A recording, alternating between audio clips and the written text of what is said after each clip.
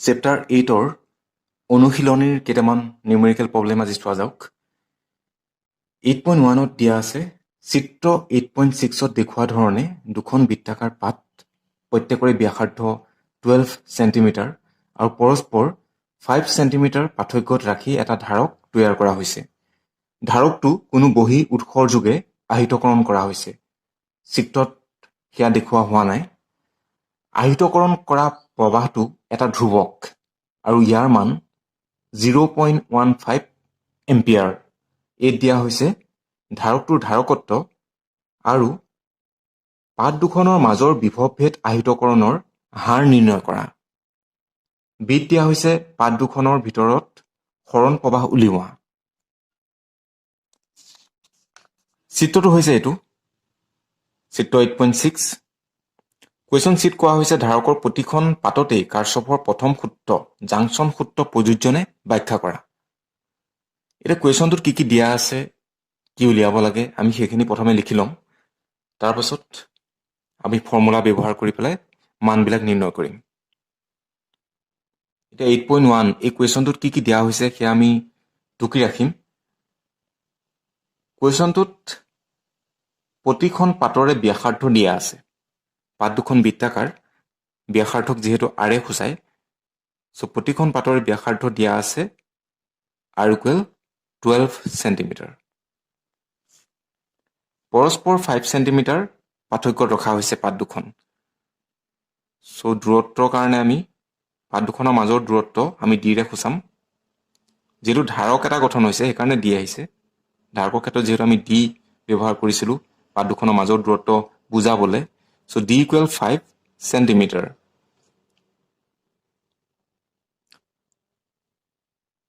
আৰু কোৱা হৈছে যে ধাৰকটো কোনো বহী উৎসৰ যোগে আহিতকৰণ কৰা হৈছে। আহিতকৰণ কৰা প্ৰবাহটোৰ মান 0.15 এম্পিয়াৰ। গতিকে প্ৰবাহটো I = 0.15 এম্পিয়াৰ। কুৱেশ্যনটোত কি দিয়া আছে আমি লিখি ল'লোঁ। এতিয়া ABC তিনিটা ভাগত ভাগ কৰি দিয়া হৈছে কুৱেশ্যনটো। এইত সোধা হৈছে ধাৰকটোৰ ধাৰকত্ব আৰু পাত দুখনৰ মাজৰ বিভৱভেদ আহিতকৰণৰ হাৰ নিৰ্ণয় কৰা। ধাৰকটোৰ ধাৰকত্ব উলিয়াব লাগে, তাৰমানে C কেপাচিটেন্স, C = ? আৰু উলিয়াব কৈছে বিভৱভেদ আহিতকৰণৰ হাৰ।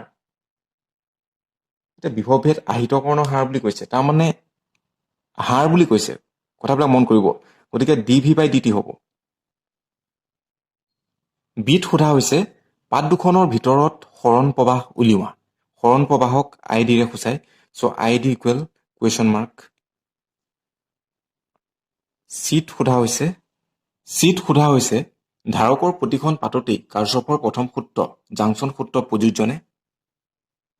এই তিনিটা কথা কুৱেশ্যনটোত সোধা হৈছে।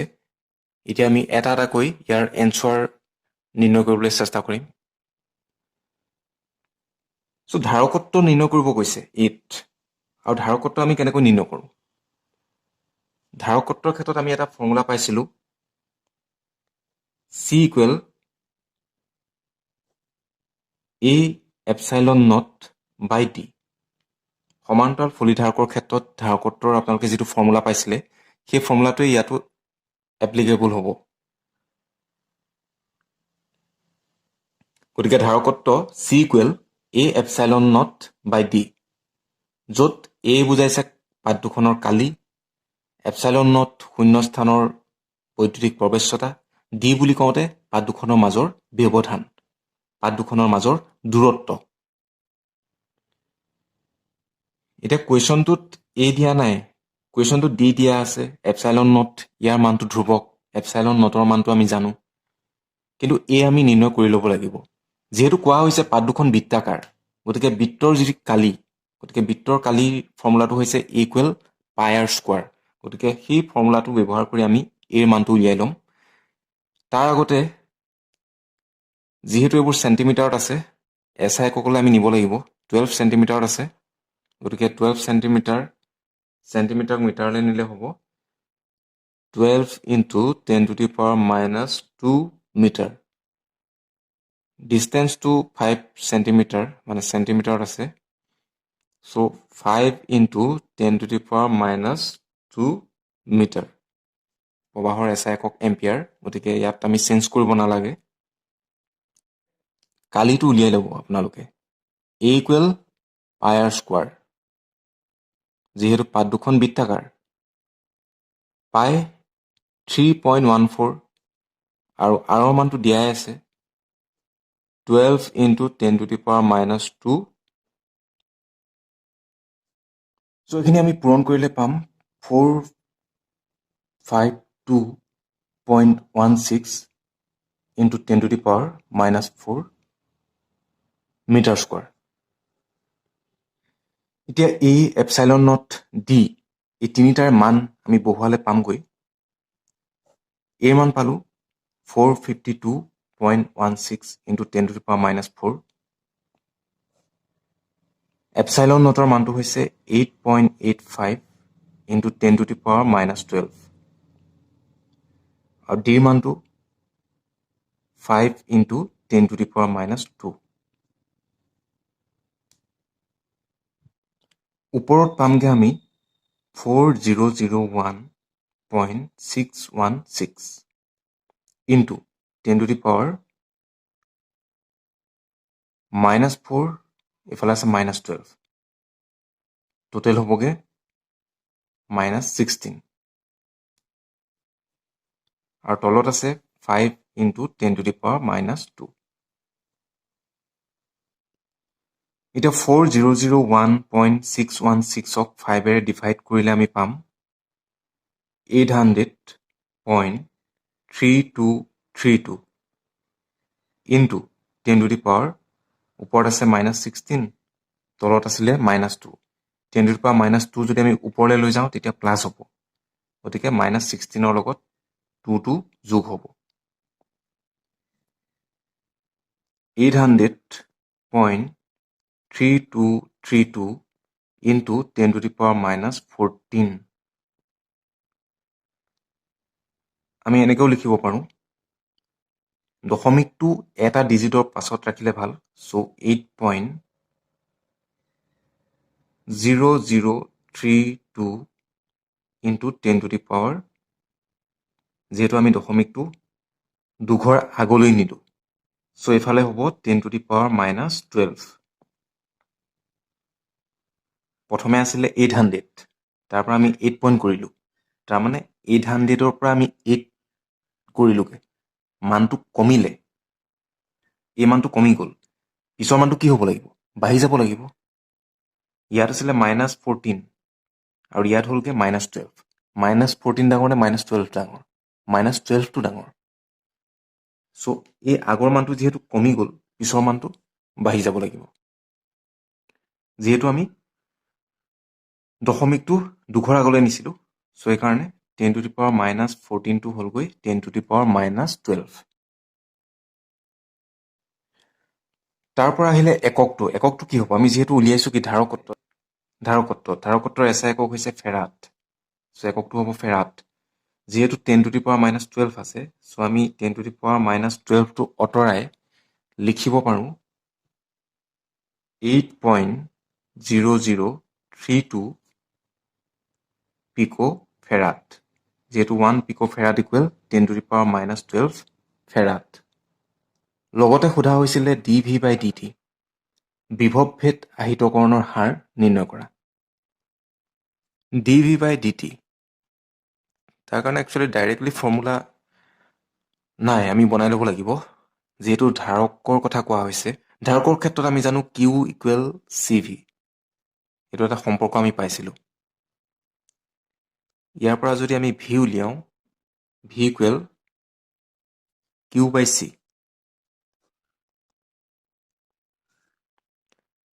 দুইফালে যদি আমি d/dt লওঁ dv/dt আৰু এইফালে আমি পাম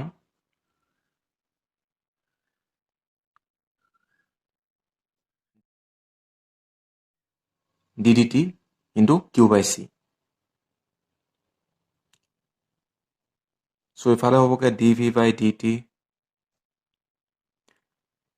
1/c 1/c টো আমি বাহিৰলৈ লৈ আনিম কিয় আনিম কাৰণ ধাৰকত্বৰ এতিয়া আমি মান এটা পালোগৈ।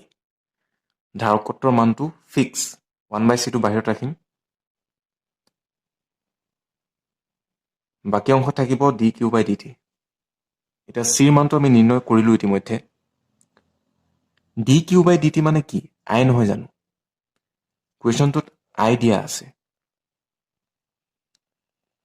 0.15 এম্পিয়াৰ। চ' dq/dt মানে হৈছে I 1/c ইনটু I। চ' আমি চিৰ ঠাইত বহুৱাম 8.0032 10⁻⁻12 ইনটু I ঠাইত আমি কি বহুৱাম? I ঠাইত যিটো মান দিয়া আছে প্ৰবাহৰ 0.15। চ' 0.15ক 8.0032 ডিভাইড কৰিলে আপোনালোকে পাবগৈ 0.0187। ইমানত ৰাখি দিলেও হ'ব, ইনটু 10⁻, এইটো ওপৰলৈ গ'লে +12। চ' আমি এটা ডিজিটৰ পাছত দশমিকটো ৰাখিব বিচাৰিম, মানে 1.87। যিহেতু দশমিকটো দুঘৰ পাছলৈ লৈ গ'লোঁ, সেইকাৰণে ইয়াত 12ৰ পৰা 2 কমি যাব, তাৰমানে হ'বগৈ 10⁻10। আৰু আমি উলিয়াইছোঁ কি? বিভৱভেদ আহিতকৰণৰ হাৰ dv/dt। চ' সেইকাৰণে ইয়াত এককটো হ'ব ভল্ট পাৰ ছেকেণ্ড। dv/dt, ভিৰ কাৰণে ভল্ট আহিছে, তলত আছে t, সেইকাৰণে ছেকেণ্ড আহিছে। এইটো আচলতে কুৱেশ্যন এৰ এটা অংশ আছিলে। বিত সোধা হৈছিলে যে সৰণ প্ৰবাহ উলিওৱা।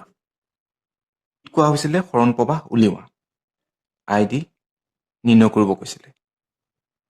যিটো প্ৰবাহ চালিত হৈছে বৰ্তনীটোত, যিটো প্ৰবাহে ID উদ্ভৱ কৰাইছে, ID সৃষ্টি কৰাইছে। কাৰণ সৰণ প্ৰবাহটো উদ্ভৱ হ'বৰ কাৰণে ধাৰকটো কি হ'ব লাগিব? আহিত হ'ব লাগিব। কুৱেশ্যনটোত ধাৰকটো আহিতকৰণ কৰা প্ৰবাহটোৰ মান দিয়া হৈছিলে 0.15 এম্পিয়াৰ। গতিকে ইয়াত সৰণ প্ৰবাহটোও হ'ব সেই যি আহিতকৰণ কৰা প্ৰবাহৰ মান, সেই মানটোৱেই। গতিকে ইয়াত সৰণ প্ৰবাহৰ মানটো হ'ব যিটো প্ৰবাহে ধাৰকটোৰ আহিতকৰণ কৰিছে, সেই প্ৰবাহৰ মানটোৱেই হ'ব সৰণ প্ৰবাহৰ মান। তাৰমানে ID ইকুৱেল 0.15 এম্পিয়াৰ। চিত সোধা হৈছে ধাৰকটোৰ প্ৰতিখন পাততেই কাৰ্চফৰ প্ৰথম সূত্ৰটো প্ৰযোজ্য হ'বনে? কাৰ্চফৰ প্ৰথম সূত্ৰটো কি আছিলে? সংযোগ বিন্দুৰ সূত্ৰ। কোনো এক সংযোগ বিন্দুলৈ সোমাই অহা মুঠ প্ৰবাহ সমান ওলাই যোৱা মুঠ প্ৰবাহ। এইটোৱে আছিলে কাৰ্চফৰ প্ৰথম সূত্ৰ, সংযোগ বিন্দুৰ সূত্ৰ। এই পইণ্টটো সংযোগ বিন্দু বুলি যদি আমি বিবেচনা কৰোঁ, তেতিয়াহ'লে বৰ্তনীটোত চালিত প্ৰবাহ I আৰু এই প্ৰবাহৰ কাৰণে উদ্ভৱ হোৱা সৰণ প্ৰবাহ বা দুখনৰ মাজত ID, দুয়োটা সমান হ'ব। অৰ্থাৎ ইয়াত এই বিন্দুটোলৈ সোমাই অহা প্ৰবাহ I আৰু এই বিন্দুটোৰ পৰা ওলাই যোৱা প্ৰবাহ ID ইকুৱেল হ'ব, সমান হ'ব। গতিকে কাৰ্চফৰ প্ৰথম সূত্ৰটো প্ৰযোজ্য হ'ব। আৰু এইখিনিতে কৈ থওঁ, ইয়াত I মানে কি বুজাইছে? পৰিবহণ প্ৰবাহটো বুজাইছে। আমি I নিলিখি ইয়াত ICও লিখিব পাৰোঁ। আকৌ কাৰ্চফৰ প্ৰথম সূত্ৰটো আমি এনেকৈও চাব পাৰোঁ যে মুঠ প্ৰবাহটো কি হয়? শূন্য হয়। গতিকে ইয়াতো সেইটোৱে হ'ব, IC প্লাছ ID কৰিলে 0 হ'ব। IC plus ID equal 0। এতিয়া হয়তো আপোনালোকে ভাবিব পাৰে, ইয়াত যে আমি পালোঁ IC ইকুৱেল ID, ইয়াৰ পৰাতো আমি এনেকৈ পাব নোৱাৰোঁ। ডেফিনেটলি ইয়াত আমি কি পাইছিলোঁ? IC equal ID। এতিয়া যদি আমি IDটো এটা চাইডে লৈ আনিব বিচাৰোঁ, তেতিয়া কি হ'ব? IC মাইনাছ ID হে হ'ব, ইকুৱেল 0। ইয়াত কেনেকৈ IC প্লাছ ID হ'ল? আচলতে কি হয়, চিনৰ নিয়মটো প্ৰয়োগ কৰিব লাগিব। আমি যদি এই IC প্ৰবাহটো পজিটিভ বুলি লওঁ, তেতিয়াহ'লে IDটো কি হ'ব? IDটো নিগেটিভ হ'ব, কাৰণ ই অপজিটত আছে ন, একেটা ডাইৰেকশ্যনতেতো নাই। আই ডিটো এৰ পৰা ওলাইহে গৈছে। যদি আই চিটো পজিটিভ হিচাপে লৈছোঁ তেতিয়াহ'লে আই ডিটো হ'ব নিগেটিভ। ইয়াত এনেকুৱাই হৈ আছে I C plus minus I D equal 0। কথাটো তেনেকুৱা হৈ আছে। কিন্তু কওঁতে কোৱা হয় যে মুঠ প্ৰবাহটো শূন্য হয় বুলি। কিন্তু যেতিয়া আমি প্ৰয়োগ কৰিব বিচাৰোঁ তেতিয়া চিনৰ নিয়মটো প্ৰয়োগ কৰিব লাগিব। চিনৰ নিয়ম প্ৰয়োগ নকৰিলে আমি শুদ্ধ উত্তৰটো কেতিয়াও উলিয়াব নোৱাৰোঁ। তাৰমানে এইটোৱে মনত ৰাখিব, যদি আপুনি সোমোৱা প্ৰবাহটো পজিটিভ বুলি লয়, ওলোৱা প্ৰবাহটো নিগেটিভ বুলি বিবেচনা কৰিব লাগিব। যদি ওলোৱা প্ৰবাহটো পজিটিভ বুলি লয়, তেতিয়া সোমোৱা প্ৰবাহটো নিগেটিভ বুলি বিবেচনা কৰিব লাগিব। 8.2 এই কুৱেশ্যনটোত দিয়া আছে, এটা সমান্তৰাল ফলিধাৰকৰ প্ৰতিটো পাতৰ ব্যাসাৰ্ধ, ৰেডিয়াছ দিয়া আছে, ব্যাসাৰ্ধ 6 চেণ্টিমিটাৰ আৰু ইয়াৰ ধাৰকত্ব কেপাচিটেন্স 100 পিক'ফেৰাড। ধাৰকটো দুটা 230 ভল্ট পৰিৱৰ্তী বিভৱ ভেদ মানে AC উৎসৰ সৈতে সংযোগ কৰা হৈছে, য'ত কম্পনাংক 300 radian per second. Radian per second inverse নহয়, ৰেডিয়ান পাৰ ছেকেণ্ড হ'ব লাগিছিল। ইয়াত সোধা হৈছে পৰিবহণ প্ৰবাহৰ গড় বৰ্গমূলৰ মান কি? বেগ নহয়, পৰিবহণ প্ৰবাহৰ গড় বৰ্গমূলৰ মান কি? বিত সোধা হৈছে পৰিবহণ প্ৰবাহ সৰণ প্ৰবাহৰ সৈতে সমান হয় নেকি? চিত সোধা হৈছে পাত দুখনৰ মাজেৰে যোৱা অক্ষৰ পৰা 3 চেণ্টিমিটাৰ দূৰত বিৰ বিস্তাৰ মান উলিওৱা। তাৰমানে বি নট বা বি এম বুলি আমি ক'ব পাৰোঁ। চ' এম্প্লিটিউড অফ বিৰ বিস্তাৰটো উলিয়াব কৈছে। ডায়েগ্ৰামটো দিয়া আছে চিত্ৰ 8.7। চ' এতিয়া কি দিয়া আছে, কি উলিয়াব দিছে সেইখিনি আমি লিখি ল'ম। এককবিলাক চাম SI এককত আছেনে নাই। তাৰপিছত আমি ফৰ্মুলা ব্যৱহাৰ কৰি মান নিৰ্ণয় কৰিম। ব্যাসাৰ্ধ দিয়া আছে R ইকুৱেল 6 চেণ্টিমিটাৰ। ধাৰকত্ব দিয়া আছে C 100 পিক'ফেৰাড। AC উৎসৰ বিভৱ দিয়া আছে V ইকুৱেল 230 ভল্ট। এতিয়া আগতে মই কৈছিলোঁ যে ACৰ ক্ষেত্ৰত যেতিয়া V, I এইবিলাক দিয়া থাকে তেতিয়াহ'লে আমি কি বুজিব লাগিব? কাৰ্যকৰী বিভৱ ভেদ, কাৰ্যকৰী প্ৰবাহ। তাৰমানে ভিটো কি হ'ব একচুৱেলি? VRMS। কুৱেশ্যনটোত কোৱা নাথাকে যে এইটো VRMSৰ মান। কিন্তু ACৰ ক্ষেত্ৰত কুৱেশ্যনটোত যিটো বিভৱ ভেদৰ মান দিয়া থাকিব সেইটোৱে হ'ব VRMS। যিটো প্ৰবাহৰ মান দিয়া থাকিব সেইটো হ'ব IRMS। তাৰপাছত কৌণিক কম্পনাংক, আচলতে এইটো কৌণিক বেগ হয়, কম্পনাংক বুলিও কয়। 300 ৰেডিয়ান পাৰ ছেকেণ্ড। কাৰণ কম্পনাংক বুলি কওঁতে এককটো কি হয়? হাৰ্টছ নতুবা ছেকেণ্ড ইনভাৰ্চ। কিন্তু ইয়াত এককটো কি আছে? Radian per second. সেইকাৰণে আচলতে এইটো কৌণিক বেগ বুলি ক'লে বেছি শুদ্ধ হয়, তথাপিও কোৱা হয়। সেই কথাটো মনত ৰাখিব। কাৰণ কৌণিক বেগ বুলি কওঁতে ওমেগা ইকুৱেল θ/t। থিটাৰ কাৰণে ৰেডিয়ান এককটো আহে আৰু টিৰ কাৰণে ছেকেণ্ড এককটো আহে। এতিয়া ইয়াত এককটো কি আছে? Radian per second. তাৰমানে এইটো কৌণিক বেগহে সূচায়। কিন্তু ওমেগাটো ভাঙি দিলে আমি কি পাওঁ? Omega equal 2π nu. এই নিউটোকহে আচলতে কম্পনাংক বোলা হয়। কিন্তু কিতাপবিলাকত বা কুৱেশ্যনবিলাকত কৌণিক কম্পনাংক বুলিয়েই দিয়া থাকে। সেইকাৰণে এককটো চাব। এককটোৰ পৰাই আমি গম পাই যাম ইয়াৰ এইটো আচলতে কি হয়। ইয়াত এককটো দিয়া আছে ৰেডিয়ান পাৰ ছেকেণ্ড। তাৰমানে এইটো হৈছে ওমেগা। যদি ক'লেহেঁতেন কৌণিক কম্পনাংক 300 হাৰ্টছ বা 300 ছেকেণ্ড ইনভাৰ্চ, তেতিয়া আমি গম পাই গ'লোহেঁতেন এইটো ওমেগা নহয়, এইটো হ'ব নিউ। কিন্তু ইয়াত যিহেতু ৰেডিয়ান পাৰ ছেকেণ্ড আছে গতিকে এইফালে আহিব ওমেগা। ইয়াত উলিয়াব দিছে পৰিবহণ প্ৰবাহৰ গড় বৰ্গমূল মান, তাৰমানে IRMS নিৰ্ণয় কৰিব দিছে। বিত কোৱা হৈছে পৰিবহণ প্ৰবাহ সৰণ প্ৰবাহৰ সৈতে সমান হয় নেকি? IC equals ID। এইটো হয় নহয় সুধিছে। চিত সোধা হৈছে 3 সেণ্টিমিটাৰ আঁতৰত এইটো আমি x = 3 সেণ্টিমিটাৰ ল'ব পাৰোঁ বা নহ'লে x ৰ ঠাইত আৰু ল'ব পাৰে r = 3 সেণ্টিমিটাৰ দূৰত b ৰ বিস্তাৰ মান b নটৰ মান উলিয়াব দিছে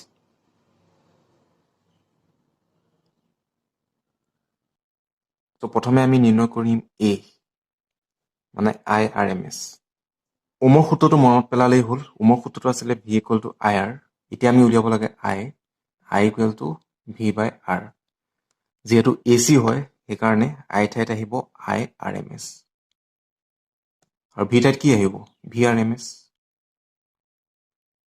এতিয়া যিটো বৰ্তনী এই বৰ্তনীটোত আচলতে এটা ধাৰকৰ কথা কোৱা হৈছিলে সেইকাৰণে ইয়াত R নাহে ধাৰকে দিয়া বাধাটো কি হয় ধাৰকে দিয়া বাধাটো হৈছে XC গতিকে ইয়াত আহিব XC আৰু XC এটা প্ৰকাৰ ৰাশি আমি পাইছিলোঁ XC = 1/ωc so VRMS by 1/ωc তাৰ মানে এইটো হ'বগে VRMS omega into C কুৱেশ্যনটোত মানবিলাক দিয়া আছে VRMS ৰ মান দিয়া আছে 230 ভোল্ট ওমেগাৰ মান দিয়া আছে 300 ৰেডিয়ান পাৰ ছেকেণ্ড কেপাচিটেন্স ধাৰকত্বৰ মান দিয়া আছে 100 পিকোফেৰাড এতিয়া পিকোফেৰাডত থাকিলেতো নহ'ব আমি SI ককলে নিব লাগিব 100 × 10⁻⁻12 ফেৰাড so 100 × 10⁻⁻12 এইখিনি মাল্টিপ্লাই কৰিলে আমি পাম 69,000 into 10⁻⁻12 6.9 আমি যদি এনেকৈ লিখোঁ তেতিয়াহ'লে 10⁻6 into 10⁻⁻12 so finally আমি পামগে 6.9 into 10⁻⁻6 পালো 6.9 into 10⁻⁻6 এম্পিয়াৰ 10⁻⁻6 এম্পিয়াৰ ঠাইত লিখিব পাৰোঁ 6.9 মাইক্ৰ এম্পিয়াৰ যেটো 1 মাইক্ৰ এম্পিয়াৰ ইকুৱেল 10⁻⁻6 এম্পিয়াৰ হয় বিট সোধা হৈছিলে IC = ID হ'বনে IC = ID হ'ব পৰিবহন প্ৰবাহটোৰ পৰিৱৰ্তনৰ ফলতে IDটো উদ্ভৱ হৈছে so IC = ID হ'ব আৰু আপোনালোকে এনসাৰবিলাক চাব তাত অলপ ব্যাখ্যা আগবঢ়াই থোৱা আছে কেনেকৈ IC = ID হয় তাৰ পৰা আপোনালোকে তুলি দিব পাৰিব চিট কোৱা হৈছে 3 সেণ্টিমিটাৰ দূৰত চুম্বিক ক্ষেত্ৰৰ বিস্তাৰটো নিৰ্ণয় কৰিব দিছে B not so B Notre কাৰণে ফৰ্মুলাটো হ'ব mu not x 2πr² into ইয়াত হ'ব I নট ইফালে যেটো B নট আছে সেইকাৰণে I নট এতিয়া কুৱেশ্যনটোত x 3 সেণ্টিমিটাৰ দিয়া আছে r মানে ব্যাসাৰ্ধ 6 সেণ্টিমিটাৰ দিয়া আছে তো সেণ্টিমিটাৰ থাকিলে নহ'ব তাক আমি মিটাৰলৈ লৈ যাব লাগিব এটো হ'বগে 6 × 10⁻⁻2 মিটাৰ আৰু I নট মানে হৈছে প্ৰবাহৰ সৰ্বোচ্চ মান ইয়াত দিয়া নাই কিন্তু IRMS ৰ মানটো আমি উলিয়াইছিলোঁ সো প্ৰবাহৰ সৰ্বোচ্চ মান আৰু IRMS ৰ মান এই দুটাৰ মাজত এটা সম্পৰ্ক আছে সেই সম্পৰ্কটো আমি ব্যৱহাৰ কৰিম আৰু এটা ষ্টেপ লিখি লওঁ mu not x 2πr² I Notre ঠাইত আমি লিখিম √2 into IRMS mu নটৰ মানটো হৈছে 4π into 10⁻⁻7 x ৰ মানটো সেণ্টিমিটাৰ দিয়া আছে 3 সেণ্টিমিটাৰ সো ইয়াক মিটাৰলৈ নিলে হ'ব 3 × 10⁻⁻2 মিটাৰ সো into 3 × -2 মিটাৰ 2 পাইটো পাই হিচাপে ৰাখক কেঞ্চেল যাব আৰৰ মানটো ব্যাসাৰ্ধ দিয়া আছে 6 × 10⁻², যেহেতু r স্কোয়াৰ আছে 6 × 10⁻² স্কোয়াৰ ইনটু √2 ইনটু IRMSৰ মানটো আমি পাইছিলোঁ 6.9 × 10⁻⁶। চ' এইখিনি কেলকুলেট কৰিলে আপোনালোকে পাবগে 1.63 × 10⁻11, যিহেতু চুম্বক ক্ষেত্ৰৰ মান নিৰ্ণয় কৰিছে, চুম্বক ক্ষেত্ৰৰ এককটো হৈছে টেছলা। 1.63 × 10⁻11 টেছলা চুম্বক ক্ষেত্ৰৰ বিস্তাৰৰ মান। বাকীখিনি নিজে যত্ন কৰিব। আৰু আগৰ ভিডিঅ'ত ইতিমধ্যে মই উল্লেখ কৰিছোৱেই, পুনৰবাৰ কওঁ যে বজাৰত সমাধানৰ কিতাপ পায়, সেই কিতাপ আপোনালোকে কিনি ল'ব। প্ৰথমতে নিজে যত্ন কৰিব, তাৰপিছত চেক কৰি চাব যে কৰাবিলাক হৈছে নাই। অনুশীলনীৰ দুটামান মই কৰি দিলোঁ, মই ইংগিতটো দিছোঁ যে কেনেকৈ কৰিব লাগিব।